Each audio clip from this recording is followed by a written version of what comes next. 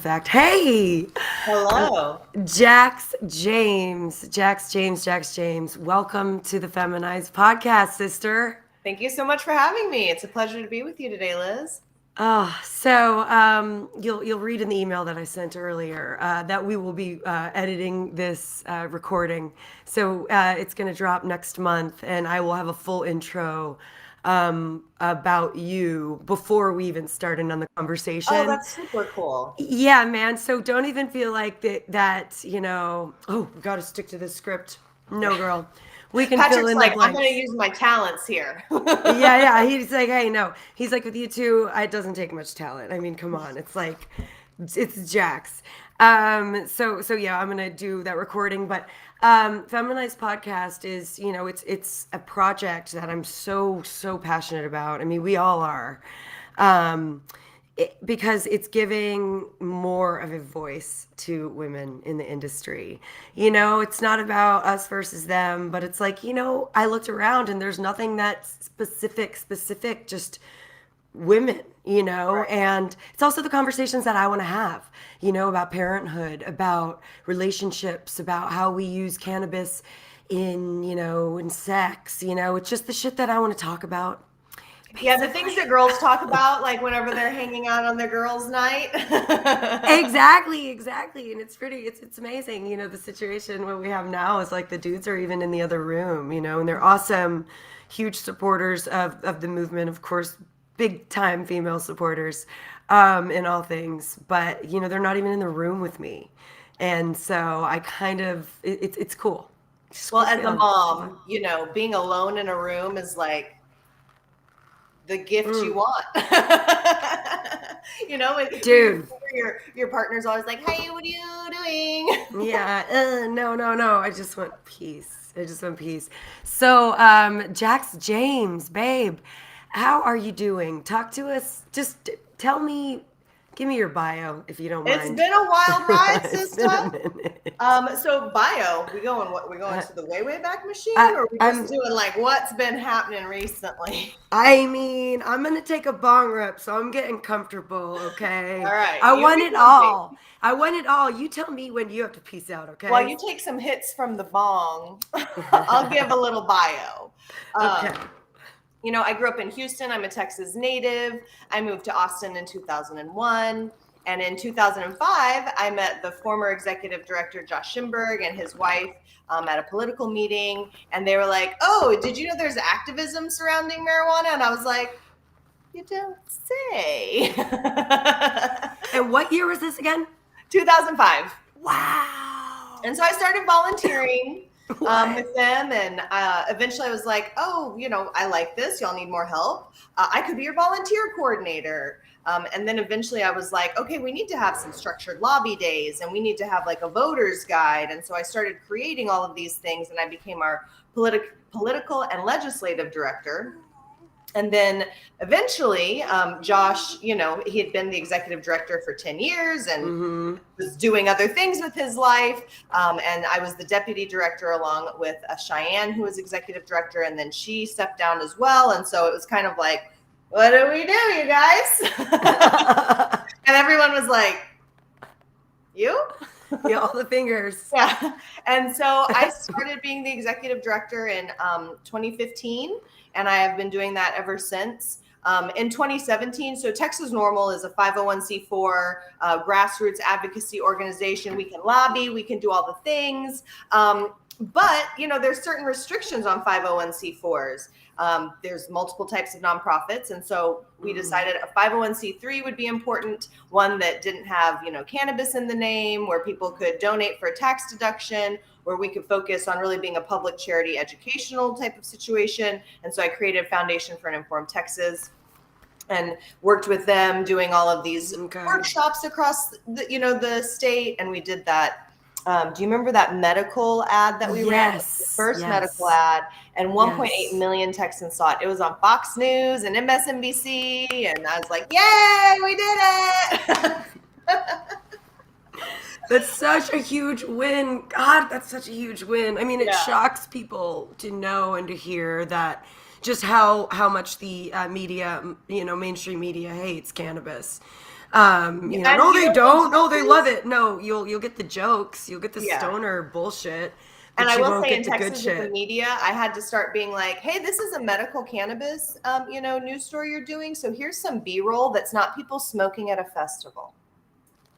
Like, I'm Yeah, sorry, you need to like, what yeah, topic are you talking about? yeah. Thank Um, you. and trying to Oh, just make people be more sensitive to that. But the absolutely. last It's a year, medicine. It's a medicine that people are yeah. using. It's like since when do we, make people who are taking Prozac out to be super depressoids, Well, I on mean, the just stay on your media? topic. If you're going to talk about legalization, because I think anybody should have access to this plant, cool, let's Mm-hmm. talk about that. But when you're talking about people with debilitating illnesses in a Mm-hmm. state where we have an uphill battle already, you are doing Mm-hmm. us no favors, friend. Thank And a you. lot of the Thank media you. people I talk to, they themselves support, they want to put it in a good light, but they Yep. only had the B-roll from festivals, from like Right. reggae fest and stuff. And I'm like, okay. It's like this is nowhere near close to representing or representative of the actual I think population that uses cannabis for medicine on a daily basis. And I'm not just talking THC. I mean, we're talking CBD as well. Luckily, we live in, Austin and surrounding area where there are shops that are pretty Good savvy, and they're, shops. yeah, Yeah. beautiful, beautiful shops. But a lot of Texans don't live near those shops, and it's still like you got to go into the CD head shop to get your CBD products. It's like, come on now. I mean, HEB is gonna Yeah. bring more and more of it on board because I know it's there, and I I'm just saw a marijuana excited. makeup palette at HEB the other day, and I was like, do I buy it? Oh my God, do I buy it or do I roll my eyes at the fucking And go, the listen, Becky, I was sheer into this before you thought it was cool. ugh, I know. Well, I mean, just the sheer commercialization of the plant itself, of the, just beautiful. It's a beautiful plant, but Yeah. it's like, oh, you slap it on the label, and then somehow that makes you edgy. Somehow that makes you Yeah. woke. It's just like, Or that your who's product is good. benefiting? Yeah, or I that your think product that's is the good. other thing. Like, Yeah, there's a yeah, lot of yeah. thrown together products out there. There's a lot of Mm, great businesses trying to do mm, really good work, and they're doing the testing, but those are not going to be, like the most affordable. There are some really great brands out there at great prices, but like, uh-huh. you need to be a consumer advocate for yourself and be looking up this stuff, like, Yes, is this yes. lotion really, like, it says it's a hemp lotion, but is that just because there's hemp oil in it, like industrial Right. hemp oil, or is there like CBD added to, like, what's the Yeah. purpose? Am I just lotioning, or am I treating my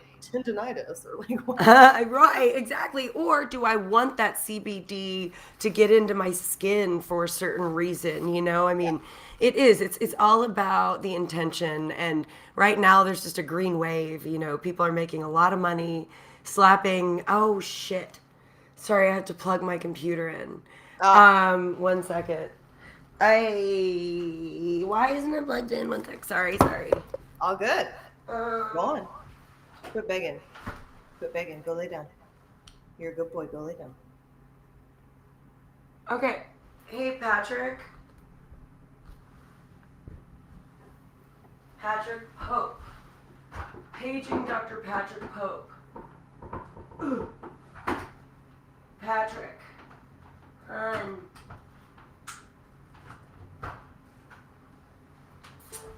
Hey, I did it. Did I? Shit. I don't know. Hey, Patrick. Will you please figure out whether or not I am charging the computer right now? I know it's plugged in, but I just got the notification. It's charging now, yeah? Yeah. Okay. It just wiggled out of there, I guess. Source power, yeah. How many But the- people does it take to But the little figure thing it came out? out. Yeah, it wiggled out. I wiggled it back in. Yeah, as long We're as Wiggle, wiggle, good. wiggle, wiggle, wiggle. Yeah. as long as We're you doing got- some wiggling over here, sorry. Hi, Jax. You guys sound great. Hi. Thank you. Patrick, to the rescue. Make sure that your technology is in order, sister. The cheeks. That's right. That's right. Oh, it's nice not to worry about technology. Okay, back to it. Yeah, I mean, Being an informed consumer means a lot of things. It means reading the back of a package and ingredients lists, but it also does mean knowing about the political landscape, I think, and just what's kind of going down. Just staying abreast of that stuff. And It's like, you're right.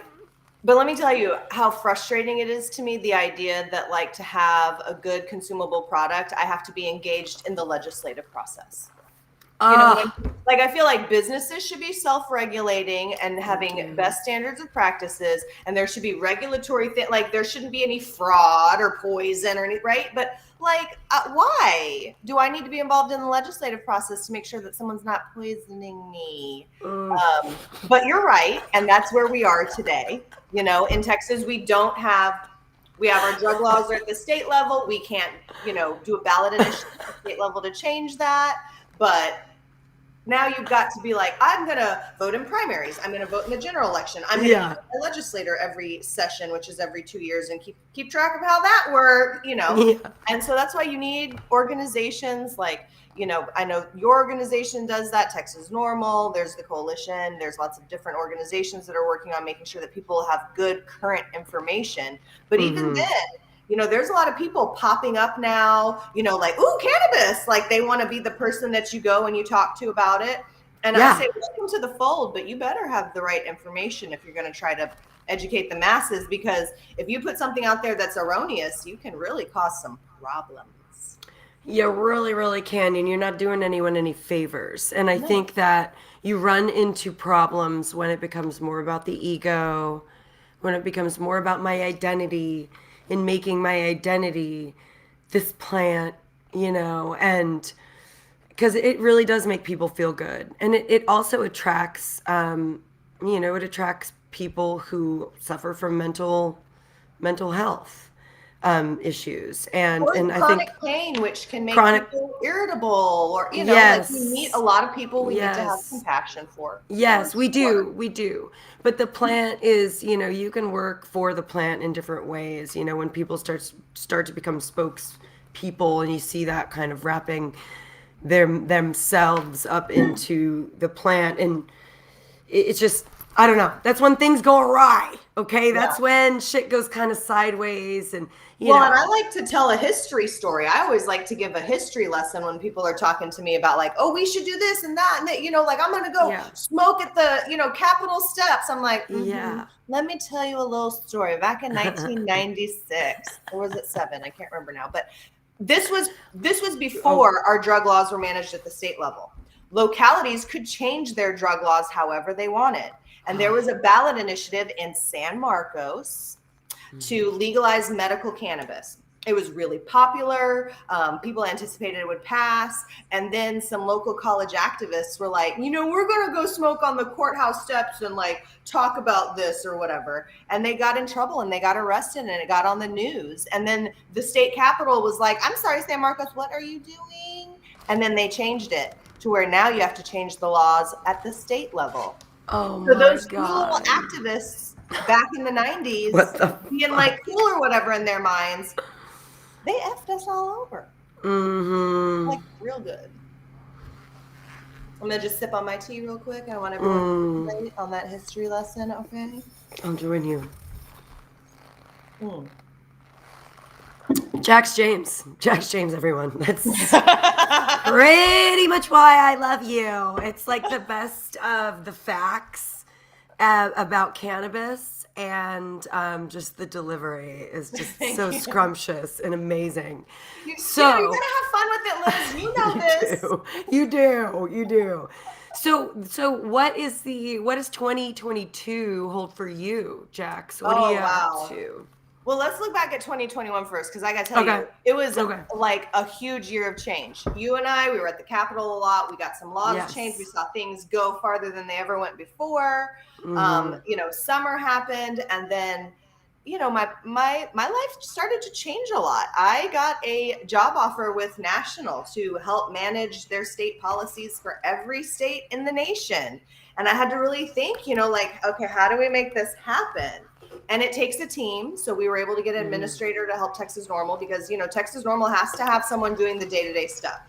I'm still doing all of the media and the speaking engagements and, managing all of that stuff. But we have someone on the back end taking care of that. And now I'm being onboarded with Normal to track all of these bills across the country. And I'm tracking hundreds of bills. I've got a couple interns I'm working with and a junior staffer. And we're really excited. Things are starting to move. It's January, so filing is big and moving.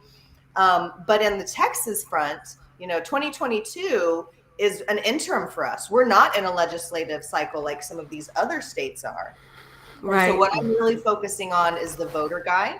We're going to have in February a candidate forum for like the Austin-based people, like we've done in the past. It'll be virtual and people can tune in, talk with the legislators. And then we'll have the voter guide coming out in advance of early voting for primaries. Now, Liz, we invented gerrymandering in Texas almost. And so you kind of know what your district is going to be, except for a handful of them. And so if you want to have an impact and you want to vote in the primary of the, winning party in your district, you can make sure that you have a better cannabis candidate in line for that. So that's how you can have an impact there. And then, of course, general elections are really important. A lot of the legislators we worked with this last session, Liz, have not run for re-election. I want to say that there's at least 2 or 3 dozen freshmen that are going to be coming in across the 180 legislators. Oh, wow, that's incredible. That's a big opportunity for constituents to make an impact on those freshmen and make sure that they're listening to this is important to us. Because wait, Liz, let's talk about the governor. Oh my God. Wait, we have to talk about the governor. Let's put a pin in it. Let's put a pin in the governor. You come back. Come back to governor, because I do want to say that just want to reiterate what you just said is just so important. As a constituent, as a voter, I get one vote. How can I make a difference? This is Texas. It feels like the cards are stacked against me. What you're saying is there's going to be a lot of new blood, and that new blood needs help. They need support, so maybe as a constituent, maybe I do my homework and I find out about that new blood that I'm going to support, and I'm going to make friends with them. Maybe I'm going to help volunteer their campaign. Volunteer the campaign. Exactly. Because then when they get in office, they're going to be more favorable to cannabis. They're going to know cannabis in a different way. Yes. When you walk in during a legislative session and they're busy, they some new person, they're okay, you have 5 minutes, but they're oh, Liz, just tell me what you need. Oh, that's what you want. Yeah. Okay, cool. I'll talk to you later, babe. See you later. Yes. That's what we want. Important. That's what we want. And that's what oh God, you're so amazing, Jax. Seriously. You are, baby, you are. Patrick and I are how do we get involved? How do we, what do we do? And I was literally and we're hey. We danced our way in. Truly, because you make advocacy, I think, accessible, and so we are able to be just kind of a vessel for that, message, the stuff, the posts and the things that we put out there. I mean, we try to do it so that as many eyeballs as possible can see, and it's all information that you put out there. It's the newsletter. It's all the good information. It's the newsletter that you send. Exactly. It's a newsletter that you send. It's just so much information. And we are so freaking grateful for that. And we want more people to just know that and grab on, because everybody wants to know when Texas is going to legalize. Yeah. All right. I'm going to smoke to that. I mean, I get asked that all the time. And I'm are you voting? Yeah. What do you know about it? Because you should know as much as I do. I mean, and here's the other thing is about, what you're talking about with engagement with people. You know what I mean? It's hard for people to engage on a lot of issues. And so cannabis has to really matter for you to want to get out and go to if you live in Amarillo and you want to come and lobby your legislator during the session, you got to drive 8 hours. That's right. That's right.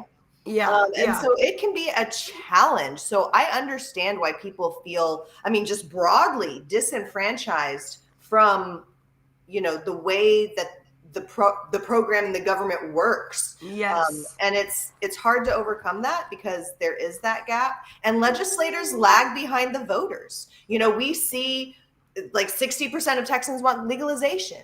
80 plus want decriminalization, and like everyone's like, I'm sorry, where's that inclusive medical program we were talking about? Where's the compassion in the compassionate use program? Because that is the biggest slap in the face as a patient that I have ever felt. But you have definitely helped me to dance, I think, with the way things are, as opposed to getting just like so enraged, Righteous indignation is fuel for a fire. It's just, how do you target that righteous indignation? Right, exactly. We've gotta put it to work is what we have to do. And that's what we're doing. And back to the governor. That's why we were there on Sunday. We're gonna meet all the candidates for governor, all of them, and we're gonna shake their I noticed hand. your little cannabis mask, like scarf thing too. I was like, oh, hey girl, represent.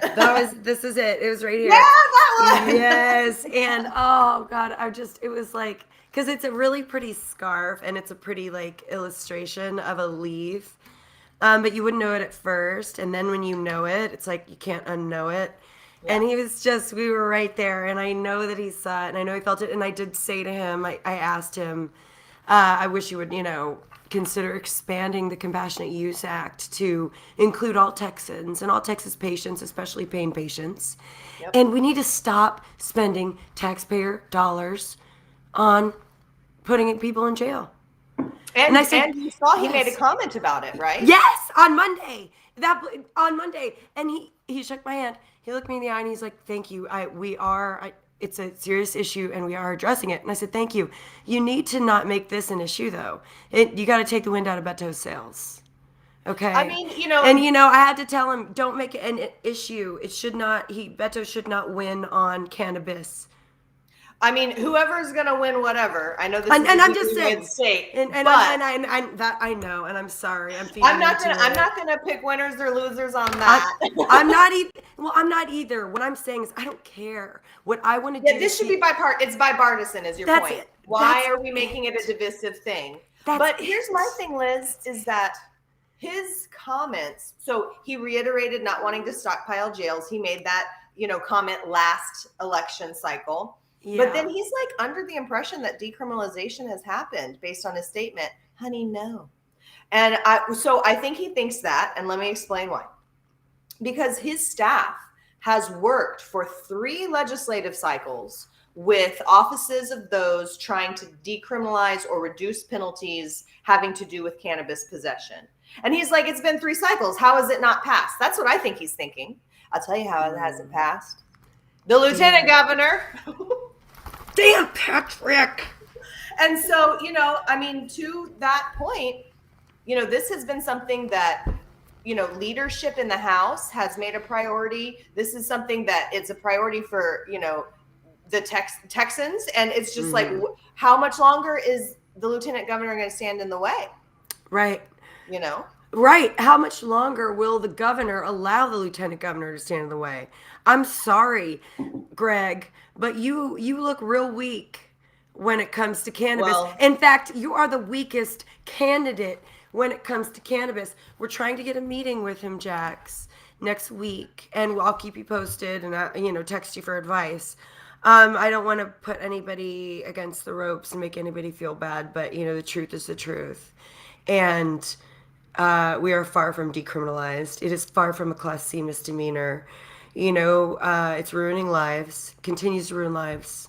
And, you're too busy fucking you're just worried about other stuff to know that Dan Patrick is the worst. He's the devil. Well, and I mean, it seems like also with hemp, it's kind of like mitigated some of the harms because a lot of people are making it less of a priority because they're like, well, we can't tell. And then we have to test and that's expensive. And all these localities are like putting budgetary restraints or diversion programs or all of that out.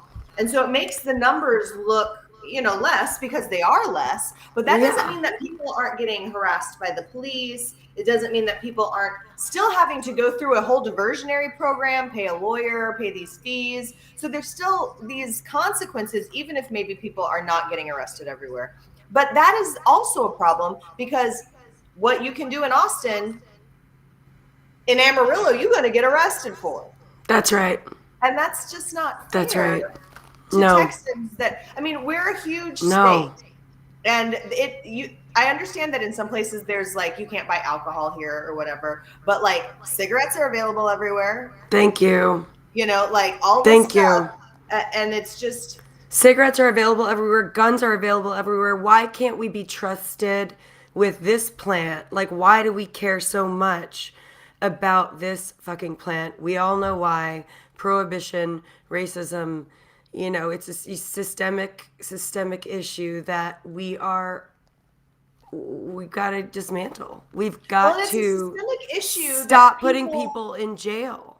Yeah. Who are people of color in jail. Predominantly, yes. And then saddling people with, like, okay, now you can't get grants because you've got a criminal misdemeanor. Now you have trouble getting a place to live. You have to check the box in some cases on applications. And so it's just the whole thing. There's a difference between understanding that, listen, some people have a chaotic relationship with cannabis and have issues surrounding cannabis, even though broadly it is a safer option for many people. And there's a difference between genuinely recognizing that and how we can help those people that do have issues, and recognizing that by and large, 95% of people do not.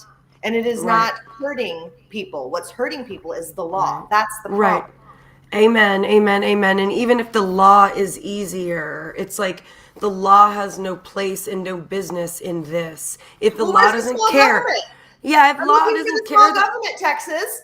Thank you. God damn, where's the small government? I don't think the government would like to hear that, Jax. Okay, don't say that too loudly, okay? Yeah. It's a big building. It can fit a lot of people, seriously.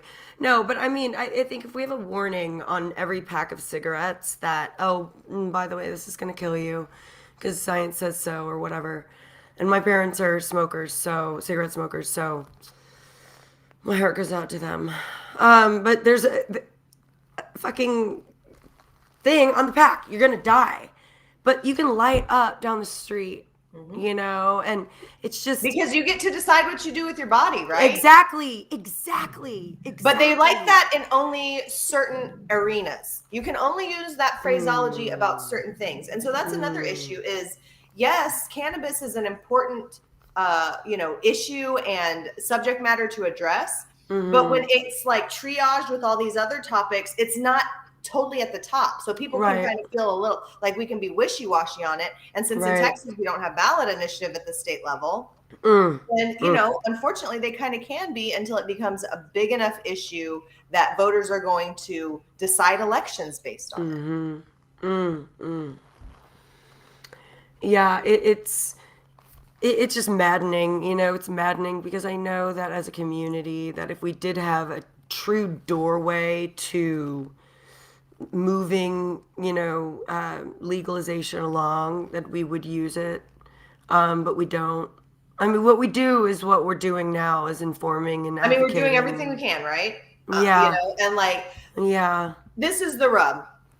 If you're a patient in Texas, it's really difficult for you, especially if you're not enumerated in the program or you can't afford the medicine. And so that is really hard. And then people are like, well, just move. Listen, that is an elitist and privileged argument, okay? Not everybody can just move. And why should I just move? Why should I have to move my whole life? Because you a hot mess, Texas. Thank you. I got my stuff together. Amen. I got my stuff together. Man, I'm paying my taxes. I'm doing good. I'm mowing my lawn. Leave me alone. And oh, by the way, I have all the guns in the world because you let me, because you trust me with them. Why is this an issue? But I'm always invigorated because of people like you, baby. because of you and what you're doing. You know, it's like can't lose energy. Got to keep It's hard. fighting. You know, Yeah. I understand people get burned out. There's been a lot of people over the years I've been doing this that they do it for a cycle two and then they're just like, oh, I cannot anymore. And I get it. I understand. You know, it's hard to feel like incremental changes or wins. That's a hard feeling. Yep. Because nobody wants an increment. I don't want an incremental change. No. You think I would? I mean, I just came back from California where I could go online and pick a minority woman-owned product from a website and have it delivered to the place I was staying. Yes. Yes. Like that's what I want. This is the end game goal. Like, Texans are very resourceful people. We would have the dopest adult use market situation. I mean, just let us go, Greg. Just let us go. Well, and let's talk. Come on, let us grow. Federally. Like the problem is because it's federally illegal still, and Biden has still not taken action on that he has promised, right? 100 days though, right? 100 days. Sorry. Listen, Liz. I thought he would be deceased. Okay, before 100 days. No, don't say I'm that. sorry. You're It's bad. a hard. First of all, he's very old, so odds are not in his favor. Second of all, this job. Do you remember what Barack Obama looked like before he took office? When he first got into office, he was like fresh faced, and he was like, "Oh my God, guys." And then when he left, he's like, I'm gonna go now. Yeah, like No. term. He was like, I'll be right. And he just left. He just left. At the federal level, because no action is being taken by this person who is saying that they're going to take action on it, we have, again, this patchwork, right? So what's legal in Oklahoma and not legal here, now some of these states, like I know California is like, well, we've got high tax rates, so the gray market is still thriving or whatever. Well, yeah, because it's going to other states because there's a demand. People don't want to have that conversation because they don't want to admit that there's diversion that is occurring and it shouldn't be occurring.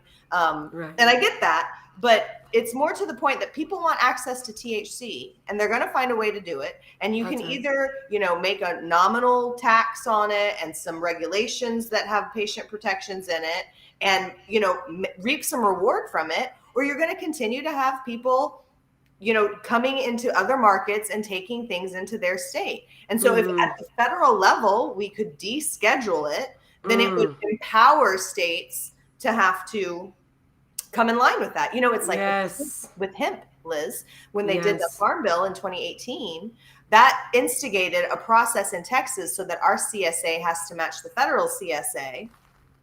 And then that is how hemp was legalized. And then the legislature was like, we got to do some legislation on this or the USDA is going to tell us what to do.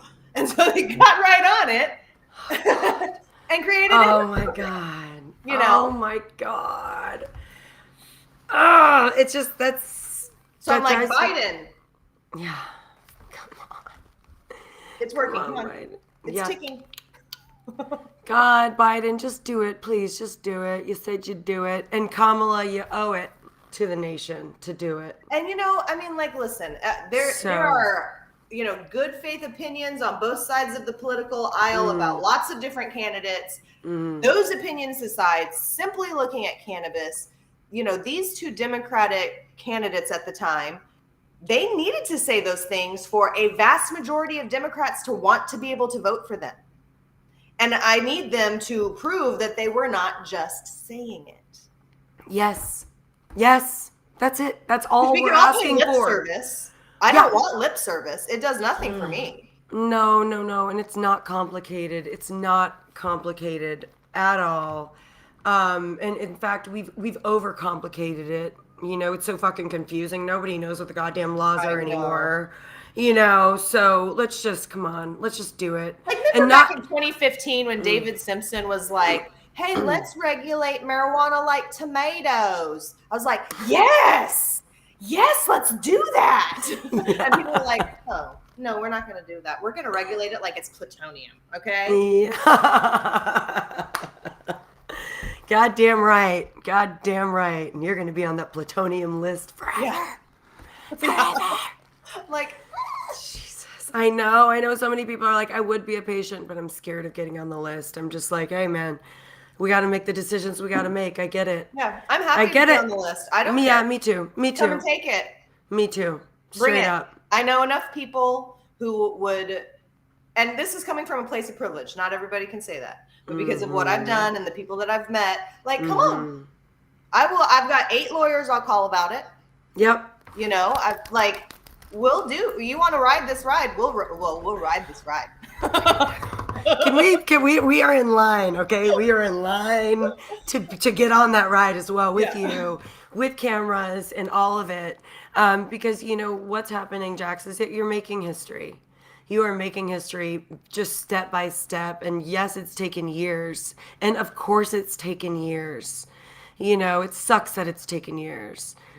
But here we are. And, Well, I mean, it started in Texas. The first law on the books outlawing personal possession of cannabis was in Texas. It was either 1913 or 1915 in El Paso.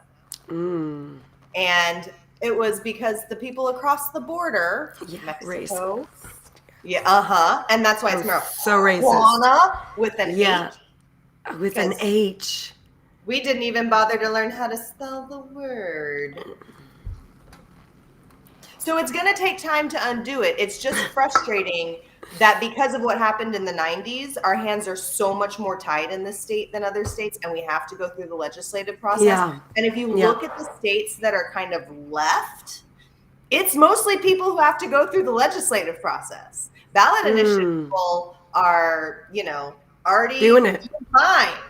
The people have spoken, you know, and that is that's what we want. That's what I want. That's what every Texan wants, you know. Give us a damn voice in this.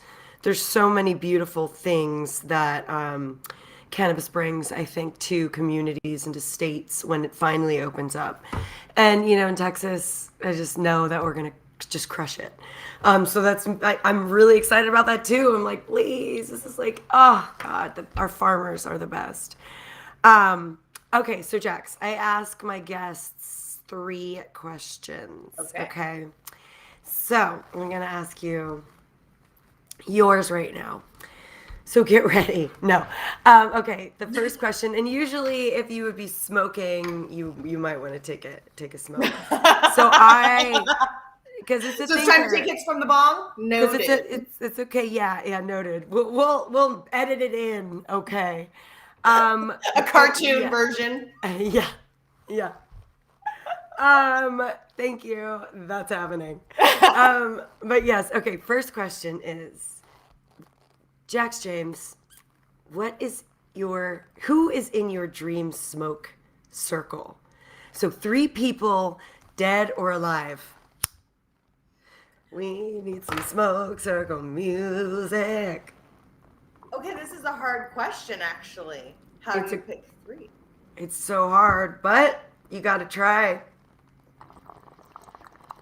So I've already consumed with Keith Strop, so I'm just going to leave the founder of Normal out of it. Keith, we've done it. You know, like, no offense, but you won't be in the lineup for this one, okay? You're such a good friend, Jax. You're such a good friend. Just giving the shout out and the recognition, but also saying, I'm going to say Bob Marley. I'm going to say, I mean, everybody says Willie Nelson. Like, he's just like opted in, right? Who would my 3rd be?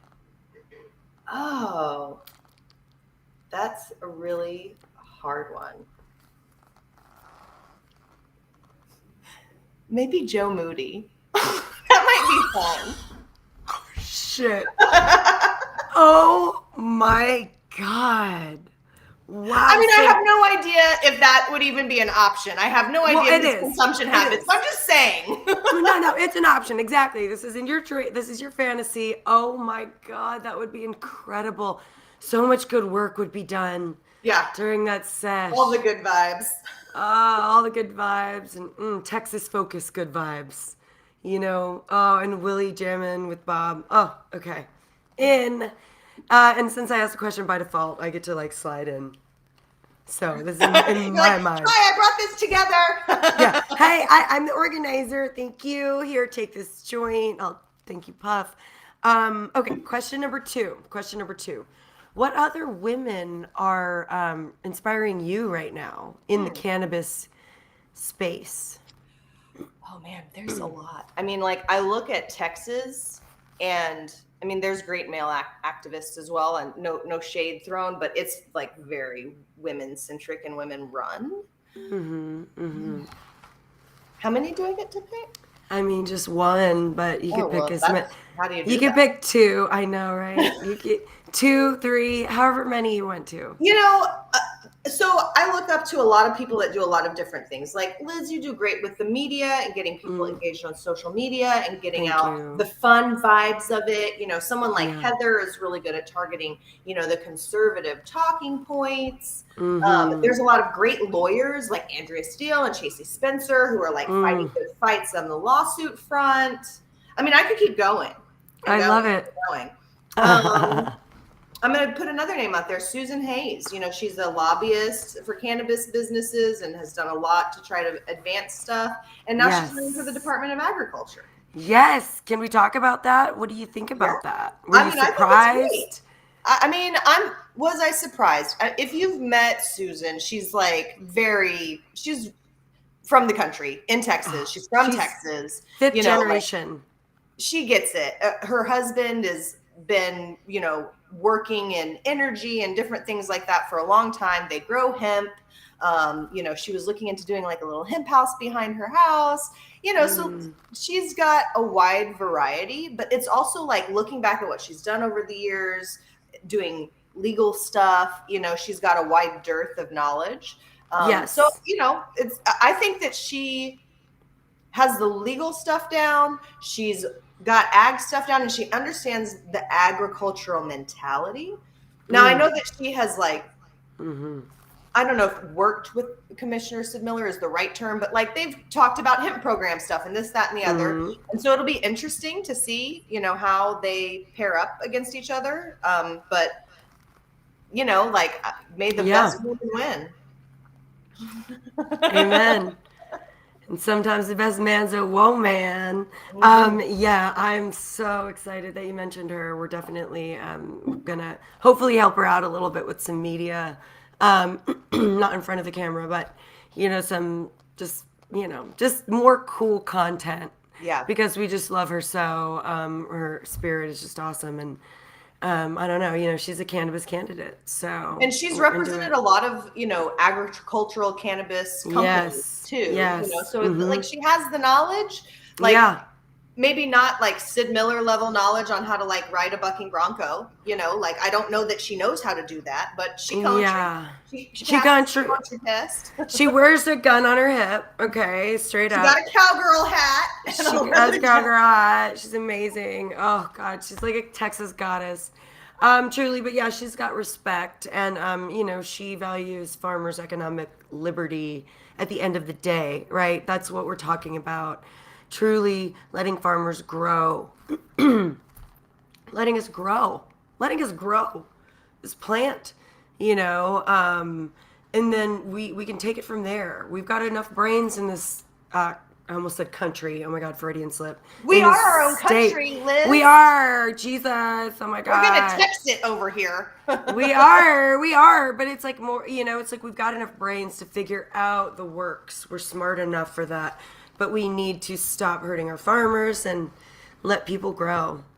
Let my people grow. So that's really all there is to that. Okay, so third question. Okay. Jax. Third question is this. What would you tell your 13-year-old self about, you know, how to make it today? Quit wishing to be a grown-up. That's what I would tell her. It is not everything it is cracked up to be, okay? You're going to want to return your privileges of responsibility. But besides that, I would tell her, just keep doing the next right thing. And that will always get you to the place that you want to be. The next right thing. Yeah. I Because like you don't that. always know what's going to come next. You can just see what's in front of you and make the best decisions you can with the information you have in that moment, and then live with, like, now that I have a little girl, I try to think of myself of like, if it was Lila now and she's 40 with her kid, how would I treat her about this with compassion and love? And I try to reflect that to myself. And so I think that I would also tell her to just like give yourself grace. It's hard to do, especially in my 20s. There was like no grace to give myself. None. No room for the grace. No room for the grace. It was all ambition. It was very heavy. Yeah, man, that's great advice. Man, I definitely feel that. Yeah, so what do you think, what does the future of cannabis look like to you? Whether Texas and nationally. In Texas, it's hard to say because I won't hold my breath, but I am holding out hope that Biden will do something in the next several months that will provide impetus for greater movement in 2023. But I do know that we will continue to have wins, even if they are maybe not the biggest wins that we want. So I know that that's going to happen. But, when people tell me how long till legal market, I ask them, how much work are you doing? Because that's how long. However much work you're doing or not doing, that's how long it takes, Yes. And then nationwide, I would like to continue to see equity and business responsibility being at the forefront. I think that it's important that businesses police themselves so that they don't get over policed by the government. And I think that customers and consumers look for that. They look for the people that they feel are doing a good job, and they're willing to sometimes even pay a little bit more for that. And I think that's really important. I think it's important that we don't forget how this drug war has played out over the last almost, 80, 90 years, and that we are deeply considerate of that when we're moving forward with licensing or, any type of regulation like that. I think that it's important that small businesses be able to continue to thrive. I don't want to see so much overregulation that only, MSOs can do business. To me, it's important that just like we have home breweries or we have local breweries, that we can have that locally. So, I mean, these are the things that I want to see people focusing on, but it's a hard thing because so many people are caught up also in the business and the industry of it. And I hold no, like, make your money. Like, people got to eat, you got to live, like, make your money, but also, be thoughtful about it. And I think that should extend outside of cannabis businesses. I mean, I think that's broadly just like a good standard. Right. But I would also like us to really have a robust conversation about, things like Delta 8. There's a lot of differing opinions within the community as to, like, do we like it? Do we not like it? How do we feel about it? Should it be legal? Is it illegal? Right. I think that It's a lot. really we just need to, like, prohibition doesn't work. Do you know why people want Delta 8? Because they can't get Delta 9. That's right. Ding, ding, ding, so ding. Like, let's get back to that. We can bicker about all the other things and have different opinions, but this is the reason why.